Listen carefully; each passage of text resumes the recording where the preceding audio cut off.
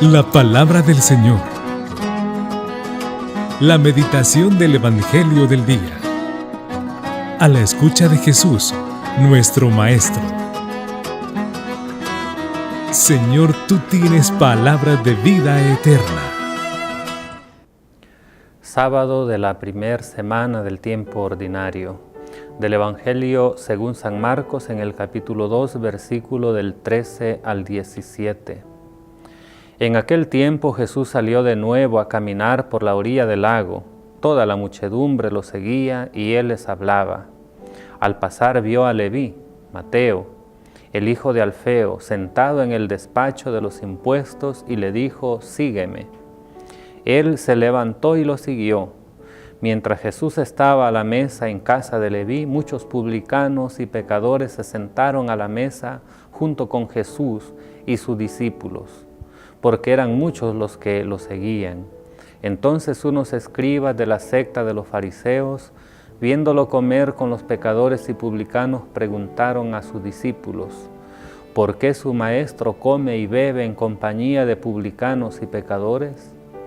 Habiéndolo oído esto, Jesús dijo, no son los sanos los que tienen necesidad de médico, sino los enfermos. Yo no he venido para llamar a los justos, sino a los pecadores. Palabra del Señor. Gloria a ti, Señor Jesús. Escuchamos ahora cómo el Señor Jesús define su misión y su proyecto salvífico y lo enfoca hacia aquellos que la sociedad y la religión de aquel tiempo los tenía excluidos.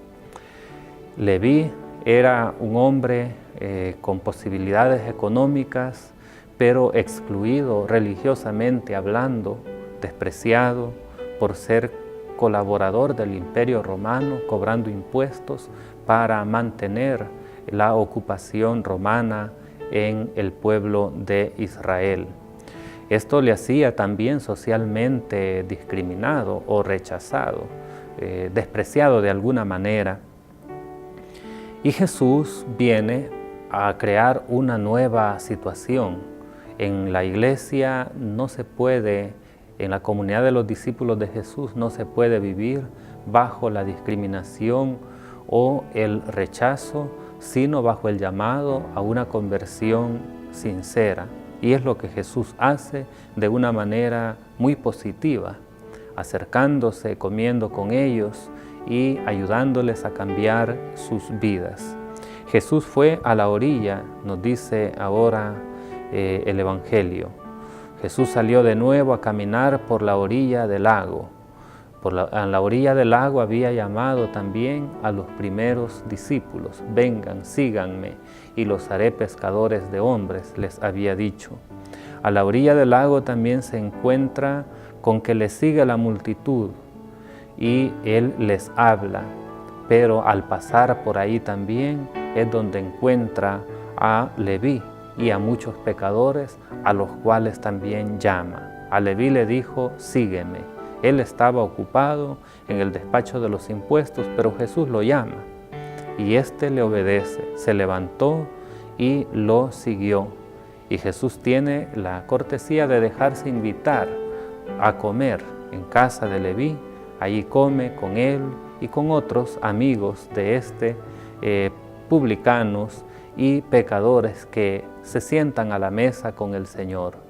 Jesús viene entonces a crear una comunión que va más allá de las discriminaciones que los seres humanos podemos hacer. Y se sienta, no tiene miedo de sentarse a comer con ellos. Los evangelios nos presentan a Jesús que le da un sentido muy importante al hecho de comer con otros, el comer la última cena con los discípulos, anticipo del que come con nosotros también y se nos da Él mismo en alimento en la Sagrada Eucaristía. Pero también come con pecadores para llamarles a la comunión, a la cercanía con Dios, al cambio de su vida. Come con pecadores con el objetivo de atraerlos, no con el objetivo de cambiar la vida o de cometer pecados, definitivamente que no, sino que para llamarlos y atraerlos. En cambio, los fariseos y los escribas, los que eran más religiosos en aquel tiempo, a estas personas las tenían discriminadas. El Papa Francisco está llamando a ir a las periferias existenciales, no solamente geográficas, sino de la existencia humana, a aquellas personas que por diferentes razones están como alejadas de la vida de fe o alejadas de la aceptación social, pero que son hijos de Dios. Y ahí ha de llegar la misión de la Iglesia.